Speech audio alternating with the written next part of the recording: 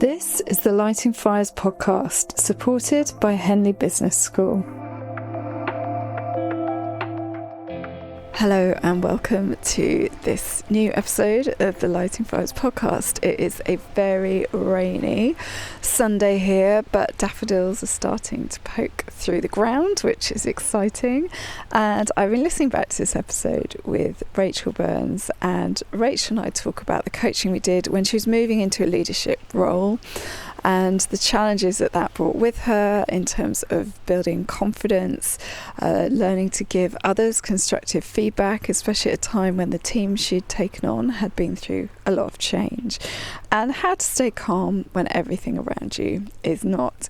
We also talk about how Rachael has received a later diagnosis of ADHD and what she has put in place to support herself, but also how managers or coaches could support people in this situation. So I hope you enjoy the episode. If you do, please like and share, and I'll let you relax and enjoy it. So I'm going to ask Rachael to introduce herself. Thanks, Julie. So I'm Rachael Burns. I live in Berkshire with my Labrador Rebel.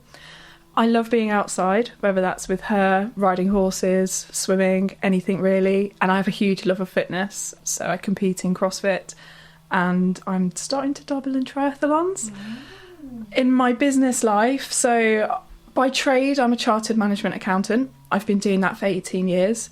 And then in the last 18 months, I've moved into a head of sales operations role. So I work for Capgemini at the moment, who are a global IT technology company. I look after all of their sales strategy, forecasting, budgets, sales graduates, leadership, all that kind of stuff. Yeah. Okay, thank you. And would you tell us a bit more of your backstory? Because I was looking back through my notes from our first ever session, and there's some fascinating facts in there. Yeah, there is. Not many people know this about me that I work with now, but so I actually left school at 16. I finished my GCSEs, and I think throughout my whole of my education, I'd always wanted to be a primary school teacher, which is really hilarious because I'm not the biggest fan of kids anymore. And then I went to a careers fair and came home and announced that I was going to be a hairdresser.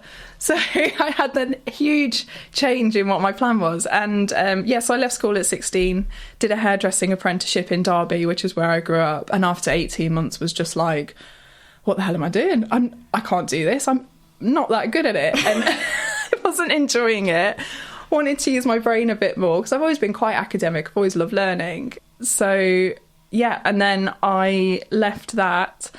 And then I kind of fell into finance. It wasn't really a plan, but my neighbour, who was a mentor and to me at the time, and now one of my oldest, dearest friends, she was a finance manager at Rolls-Royce. So she made an introduction to get me a very entry-level temporary role at Rolls-Royce. And that was where my finance career started. So I think I take pride a little bit in having a different route into finance, not the traditional university practice industry. I was school hairdressing industry. So yeah, it's different. I think that's really inspiring, actually, especially as these days university is so expensive and people are going in and coming out with so much debt, and there is, a question mark as to whether that is the right way to start your career. So I think you're proving that there is another way into finance. Thank you. Yeah, I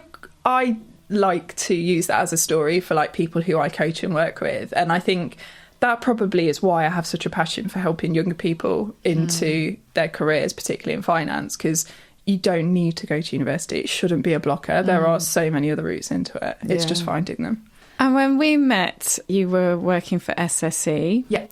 And you had already worked there a really long time because you hadn't gone to university. Yeah. So you had a lot of years under your belt at that point. Yeah, I actually qualified really young because I started my studying accounting at 18, whereas most people start at sort of 21. So yeah, no, I had, and I've worked my way up through all the entry-level roles. I did accounts payable, receivable, cash, treasury, and then went into management accounting, and then junior financial management. And then, when we met, I'd taken on like a lead finance manager role, which was like my first leadership role at SSE. I think there's so much to be said for getting to try your hand at lots of different roles, isn't there? Like when I joined Thames Water after I graduated, I was really fortunate to go and try my hands at everything from kind of asset strategy and regulatory work to customer service, and I moved around the business, and then I managed to get into PR, which was the thing that I was really excited about. But all of those different placements, I learned so much about the business, lots of different skill sets. I just think it really enriches your career, doesn't it? Massively, yeah. I think especially when you work for such big, complex organisations, having moved around, it helps you piece everything together and actually see how it works, because that can be very difficult when you're in a niche role and you're a small fish in a massive pond to see the wider picture. But I think, and having all that experience, and it helps you realise, like, what you want to do, what you enjoy, what you don't enjoy. Like, just try everything. Yeah, and then see. I completely agree with that. Yeah.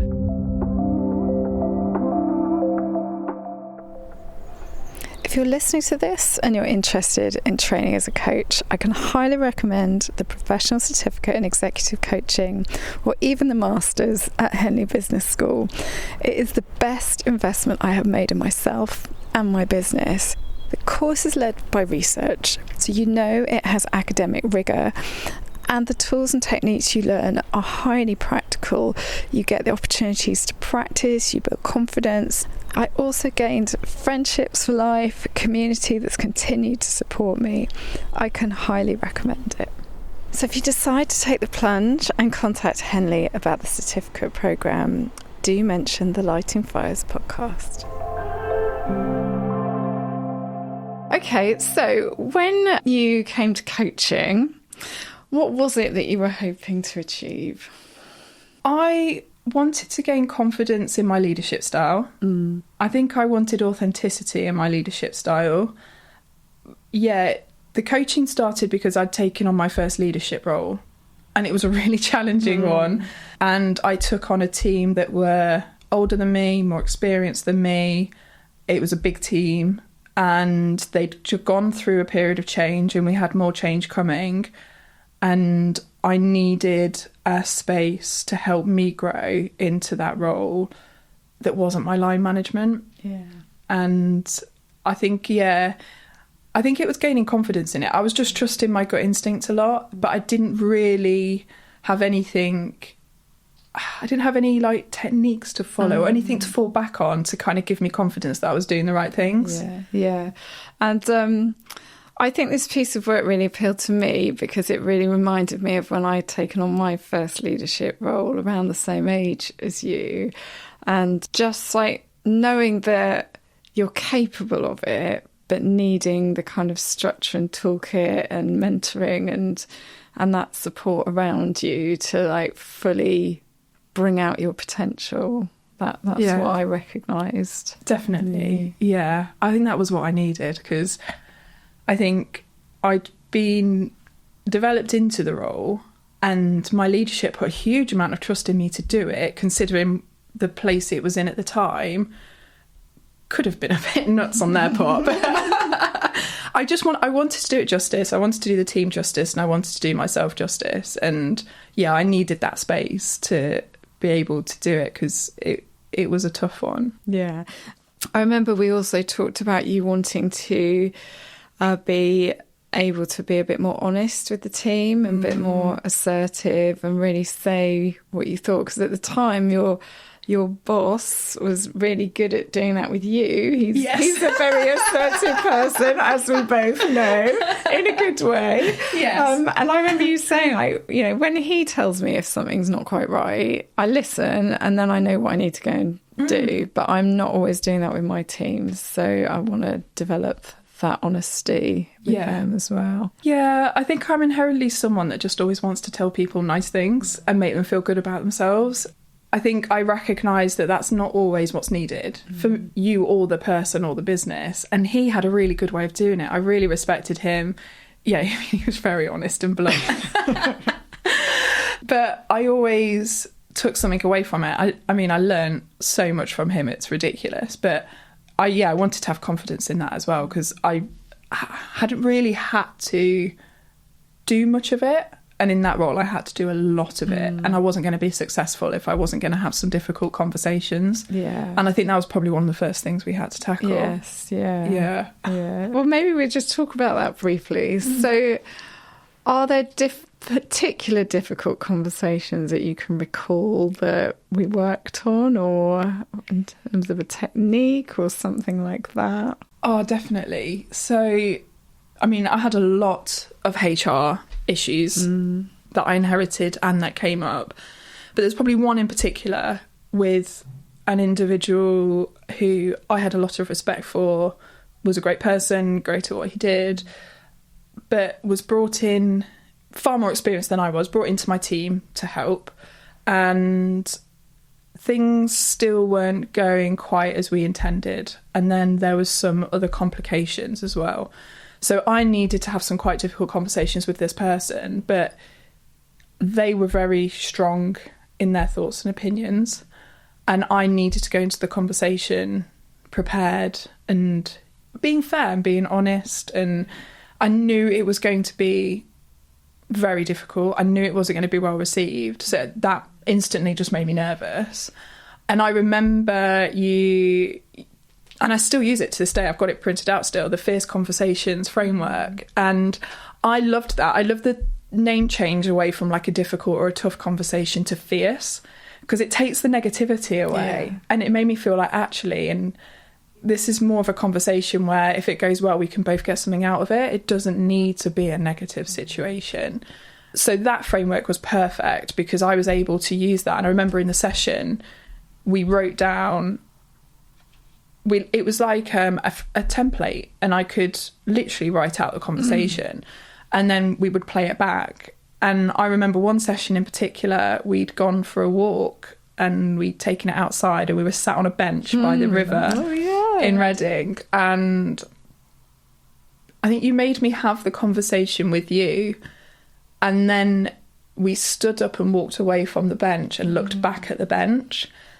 And that gave me the ability to take myself out of the situation and reflect back on that conversation. And I remember you asking me, well, was what you said fair? Was your tone good? Were you... And I remember you challenging me on whether I was assertive enough in it. And I remember that being like a bit of a game changer, because I think I was still delivering the conversation quite meekly.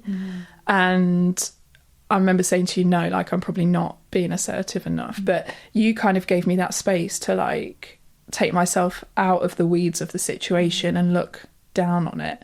And I remember that being quite powerful. That is a very useful tool. I use that quite a lot, actually, just because everybody, as soon as they hear me mention it, they're like, oh no, it's role play. Hey, role play, don't make me do it, Julie. But it's not so much role play, it's really about, it's an NLP technique where you will really try and get into the sense of the situation you're going to be in. So you'll think about the room in which you're going to deliver the message, whether you're going to be sitting at a table or how you're going to be sat, or how the chairs are going to be positioned. So this is typically how you might meet with this person. And then you say what you want to say to an empty space. Usually that's the way it usually works, or to me, if that works. And then what can be really useful is to stand up, shake yourself off a bit, and go and sit in that empty space and embody the kind of body language and I think I did do that. That's bringing that memory back. Of the other person, and really trying to kind of step into their shoes and to sit there and listen to what you've just said and to imagine what it's like to receive that message. That's really powerful, because you suddenly see things from a really different perspective, and for some strange reason you seem to be able to understand how the other person's going to receive it.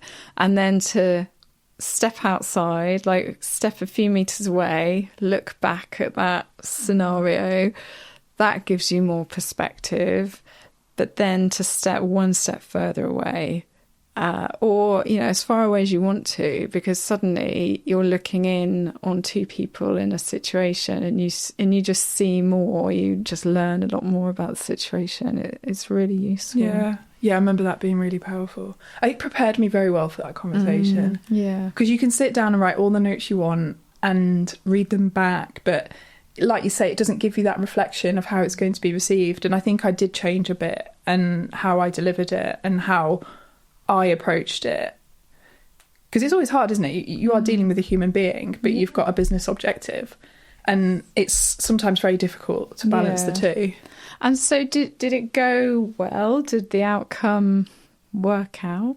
I think it was as expected. I think it was never going to work out in terms of we would be able to retain the person. That was always the case. But I think it went well in that it was a mutual agreement, and there was a mutual consensus on what was going on. We had an open conversation. So I think it was the most positive outcome for what we could have had in that situation. Yeah. I think that's all you could have hoped for, actually, in that scenario. So yeah, that's good. Not an easy thing to do, but I think we have to be courageous as leaders and step into these really difficult things, don't we? You have to. And I think when you take on these roles, and I remember in that role when I had junior team members wanting to develop into their first management role, you know, one of my questions to them would be, like, how would you deal with performance management? Like, how would you deal with having to tell somebody they're not doing as well as they should be doing? How would you communicate to somebody that it's not working out? And if you're not prepared to have those conversations, unfortunately, you shouldn't be in those roles. And you've got to, I think that was probably the area in that role, because I had so many HR situations and some absolute bonkers ones now, thinking back. If you're not prepared and willing to put the time and effort in to do those justice, then you really need to consider if management is right for you. But I don't think people usually check that or challenge that before you take on a role, do they? No, I think one thing businesses do fail at a bit is promoting people into management roles because they're good at a job, because they've got a skill set or a technique. And being good at your job is really different from leading a team, completely different. Absolutely. I think in that role, my accounting and financial techniques were time spent on finance was way less than it was spent on people. Yeah, and, you know, I remember, I think I even said to you at one point, I didn't train, I've not had any education in this. I've not had any training. I've trained for 7 years to be an accountant, not to deal with this kind of stuff. But that's the stuff you get thrown with when you work with people. Exactly. It's so common, you know, you get promoted and overnight everyone thinks that you've suddenly got all this people management experience, which you just have literally, everything's the same as it was yesterday. Yeah. You don't have that. No. Okay, so what else happened in the coaching that was useful for you as you developed? I think as well was around finding my rhythm and my authenticity a little bit. I remember quite early on, you would try and bring my personal interests into coaching. So I know we talked about horses a lot, and how we were used to relate things like obstacles at work to jumping a jump of course, a course of jumps. And I remember that stuff being quite good because I'm a very visual person. I like to relate things back to something I understand. So I think that was really helpful. And I think part of it as well was because everything was so chaotic. The entire job was on fire. There wasn't one part of it that I took on that was going well.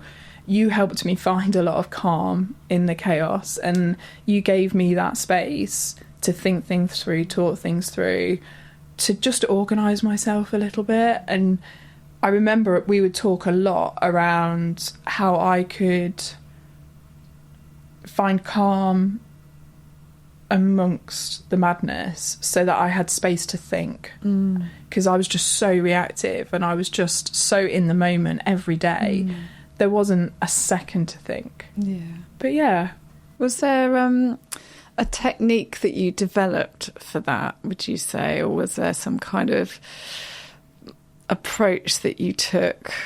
I think There was a couple. So I remember one that we'd used a few times where you would ask me, I think there was the 2 questions that you would keep repeating. Oh, yeah. Like, is there anything else you want to say, and what more do you want to say? So this was the time to think. That's it, yeah. The Nancy Klein approach, which is fantastic, where So you ask good. people, what would you like to think about and what are your thoughts? And you listen and the person speaks, but then there's a follow-up question, which is more, what more do you think or feel or want to say? Or simply, what more? And so, with your permission, I continued to ask that second question. And it was getting a bit ridiculous. I think we were on the 7th. What more do you think or feel or want to say? And I think we were sat in Pret outside Reading train station. And I was thinking, I think she might want to punch me in the face if I ask her again. But I had to sort your permission every time. But I remember you saying more just did keep coming. It was amazing, because every time you asked that question, I thought I was done. And you'd ask it again. And I remember my brain hurting, going, is there more I want to say? And then words would just come out my mouth. Yeah. And there was a lot more I wanted to say. Yeah. That was powerful. That one was really powerful, I think. We used that a couple of times. Yeah. Okay. Yeah, and referring back to the horse metaphor, because I remember we were looking to develop your approach to leadership and your leadership style, and I remember you coming up with this really powerful visual of you riding a horse and taking the jumps, and that was the obstacles at work, and that just seemed to really help you connect to your sense of purpose as a leader, and maybe that was something that helped you remain a bit calm at times. Yeah, I think it was, because I think when you look at something as an obstacle, or, like riding a horse, you approach the jump and you've got your preparation phase, and, and then you're mid-flight and you can be a bit nervous running up to it, but then you clear it and you're like, oh, cool, I did that. And I think the more we use that metaphor, the more we were like, no, I will clear this obstacle and we will get through it and it will be fine. Yeah. Because I think it was overwhelming how much I was dealing with. And I think, that metaphor just kept me calm. And I think horses just keep me calm. So I think even just the simplicity of thinking about horses and riding kept me calm. That's interesting. But it did seem to work really well. Yeah. Are you feeling stuck and need some help moving forwards? At Lighting Fires, I work with business leaders, future leaders and their teams to ignite their full leadership potential. Whether you're a business owner or leading in an organisation, we can work together to create a programme tailored to your priorities. Throughout our coaching together, I see my clients' confidence and capabilities grow as they gain a greater understanding of how they work, learn to make quicker decisions, and develop a vision for their role and a plan on how to get there. Through the challenges and the breakthroughs, you'll have me by your side. Get in touch on LinkedIn or email me, julie@lightingfires.co.uk. So, anything else that happened during the coaching, kind of a moment of change, or something shifted, or something was really useful for you as you were developing as a leader? One thing we used to touch on was all the different characters I worked with, because I worked with some really strong characters. I had some very strong leadership. I do consider myself like so lucky to have worked with Alan and Alistair. They were incredible, and later Kieran as well, but at the time it was those guys. But I think they had such strong leadership styles, and before we started working together, I think I was very much replicating and almost copying what they did, because I would see what they were doing and be like, cool, I need to be more like that. Whereas you were excellent at actually just focusing on me and how I wanted to be. And I remember I used to love the sessions where you would bring your daughter's toys in. I remember sitting in Spaces in Reading, and we would have them on the table, and I would pick out a toy to represent each person, but then we would map it as like a stakeholder map because of all the different characters I was dealing with and their influence, and then we would position them in a certain way. And I think that helped me kind of just look down on it a bit and see, because even to the point where the figures would look in a certain direction, and I remember at one point they were all looking at me, and it was like there was just this huge like pressure and focus on me, and I remember like we rearranged it a bit into how I wanted that to be and how I could control things a bit more, and I thought that was really powerful. That was really good. And we had some fun matching up the characters to the toys. Yeah, that was true. So I guess the techniques that worked for you then were the ones that were really visual and the ones that gave you a sense of perspective on a situation. I mean, we did go through my whole toolkit. We did everything. Every technique. Every time. Like, because we worked together for about 18 months, didn't we? So I was pulling something new out of the bag quite a lot. You were amazing. Like, your toolkit was endless.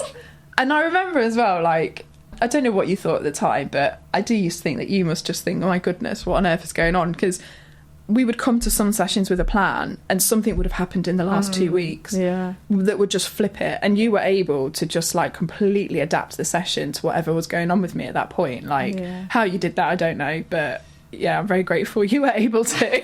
I'm really grateful that I could do it as well. But I suppose there was probably something about it. Was a few years after I'd completed my studies, and I was still like really hungry for learning new techniques at the time, and you were so open to doing new different things. I was like, oh, I'll try this out on Rachel, like she'll be up for that. But I think what we've learned since is that, well, you can say yourself, you've been diagnosed with ADHD, haven't you? I have, yeah. So that was 3 years ago now, I think. And I mean, it was obvious, but until you don't know what you don't know. No. And that as a realisation for me personally was enormous.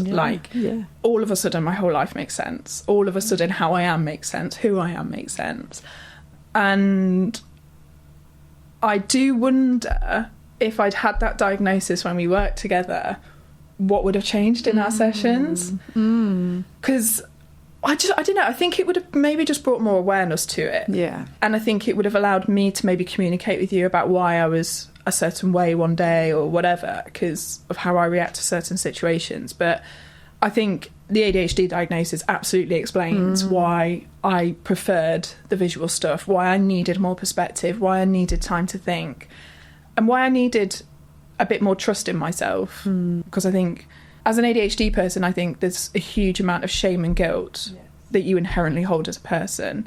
And I think especially if you're late diagnosed and you've gone through your whole life just thinking you're a bit rubbish at all the things, and then you just need that bit of... You just need someone to give you that confidence to just go, you know, you are doing the right things. It's okay. Like, you can't... I don't know. And I think sometimes having a technique like the Fierce Conversations thing was like, cool, that technique works, I can do that. That was something really tangible for me to like work with and try, and it works, and like, cool, you use that again. So yeah, it's interesting. I mean, I look back and I wish that I had known more about neurodiversities at the time. I mean, when we started working together, it was probably around, I don't know, would you say like 2016, it must have been, and I think understanding and awareness was much less then than it is now. But I do wish that had been part of our coaching training, actually. And I've obviously like read up a lot more on it since and trying to understand it. But I wish I'd been able to serve you better by having that awareness. I honestly don't... I mean, I just think you served me perfectly. Like, because I didn't even have that awareness in myself at the time. It would have been amazing for us both to have had it. But we didn't. And yeah, it is a learning journey. And I've really appreciated, since I told you about my diagnosis, how curious you were, how much you wanted to learn. And when you asked me to come and talk to the Coaching Reading group and talk to them about how ADHD individuals learn differently and might respond to coaching differently, like, I loved that, because I was just like, it's just so nice for people to like want to consider us, and it does change things. You are a bit different, and it is just really great when people take the time to understand you as a person or your diagnosis and what your preferences might be and why you might struggle with one way of learning, but actually another way works really well. Like, it's, I wonder, what would you say to a coach who's working with somebody who has ADHD now? I would say to spend a bit more time understanding them personally and their preferences and struggles, because every ADHD person is different. There's a collection of like 18 traits, whether they're inattentive or hyperactive, and some people are inattentive, some people are hyperactive, some people are both. I am all of the things, obviously. Why not just get a diagnosis when you can have the whole diagnosis? I was like, yeah, that's another test I got 100% on. Great, go me. Well, you don't do anything by half, do you? So yeah, I would just really take the time to understand those and maybe draw. The person might need a bit of help even drawing them out, depending on like how far along their journey they are. And I would just say, like, being flexible is probably like the most helpful thing you can be, because if an ADHD person is in like a really good space and they're full of energy and you've got them on a really good day, you're going to have the best of that person. They'll be open, they'll talk to you, they'll be able to think clearly.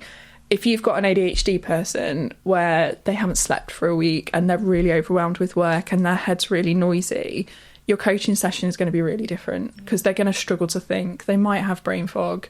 They might be really overwhelmed. They might be flustered. And then they might walk away from a session feeling like, oh, I wasted that time. I wasn't good at coaching today. Like, you know, it wasn't a good session. And that won't be anything to do with you as a coach. It's more the situation that person is in at the time. So it's just adapting that session to then be a bit softer or more gentle, or just rearranging it completely. Because it can be mega debilitating. And some days it's just okay to go, today is not the day. And I think that's probably one of the things I've learned. And looking back, I think we did rearrange sessions quite often, but obviously we didn't really realise at the time. But I was talking to a coach the other day who specialises in neurodiversities. Oh, cool. She's brilliant. Her name's Helen Frewer, and she was saying that when she's coaching people, she'll help them with their practical difficulties, like it might be around time management and prioritisation, but then she's also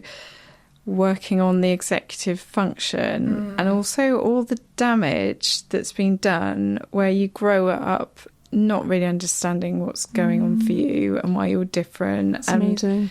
Why you feel like you're a bit broken. And so she does a lot of work on reframing all of that and trying to help people kind of get back to themselves. And so I think we all have so much to learn on this topic. We do, yeah. And I think as well, like, I think ADHD in particular, there's a stereotype of, you know, young boys can't sit still in their chair, they're really naughty at school. And unfortunately, that's what the diagnostic criteria supports as well. And the NHS is so far behind where it needs to be. But especially in females, there's a huge crisis at the moment where it's been so underdiagnosed. And I am just so typical of being someone in their 30s where all of a sudden life just crashes and burns because you've been masking and trying to fit in your whole life and thinking you're broken and you're rubbish and you're just you're just getting through life and trying to always do better, and then all of a sudden you just can't anymore, and then you kind of go, okay, it's because I've got ADHD, and the amount of stuff you have to unpick through that is just insane. So it's awesome to hear of people like Helen actually doing that work, because that is incredibly powerful.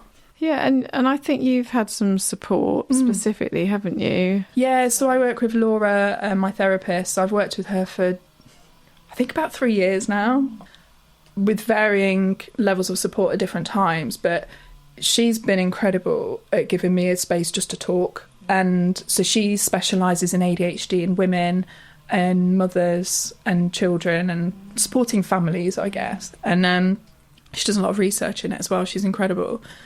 But she's helped me relearn a lot of stuff, unpick a lot of my self-beliefs, and have a lot more confidence in myself. And I think she's helped me work out, it's really hard sometimes to know if something I'm doing or passionate about it's because I genuinely am passionate about that thing, or if I'm doing it because I think I should. Oh, okay. And she kind of has helped me like work out a lot of that as well. So I think now, like compared to like when we worked together, I'm probably much more true to my values, and I'm probably much more aligned with, much more in line with what I want out of life and work compared to what I think I should be getting out of my life and work. Yeah. And I think that's the difference. But no, I think that's one, I'd say that's probably like the thing that's helped me the most. I did try medication and it's definitely got a place, but I would say like actually doing the work is much more beneficial. Yeah. Thank you for sharing that. It's okay. So at this point, I'm going to ask you to pick one of the optional questions. So if you'd like to pop your hand in the envelope. I'm not going for that one because it's sticking out. Okay, don't. So I feel like it's trying to be the question. Okay. Right, we're going for this one. Yeah. Shall I read it out? Read it out, yeah. If you were a fly on the wall during the coaching, what would you say, or how would you describe what you saw? That's so funny. I have got rigs. It'd be like, what the hell are you two doing?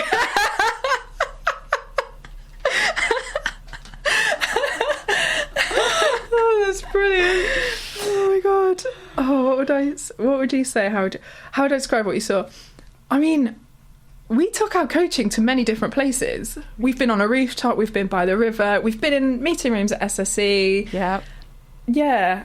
I think you would say there was two individuals that were very passionate about what they were talking about. And I think sometimes we would really get into stuff, wouldn't we? Like, it was like nothing else was going on around us. Like, we had some amazing conversations. Definitely. So I think you would be seeing two people that were just totally engrossed. And I think a lot of the time having fun.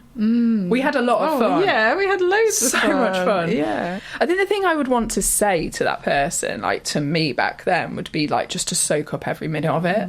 Because I think looking back now, I can see what a privilege it was to work with you and how lucky I was to have that opportunity. Like, I'm so grateful to Alan and Alistair to allowing me to do that, and for SSE for funding it, because I think it was transformative.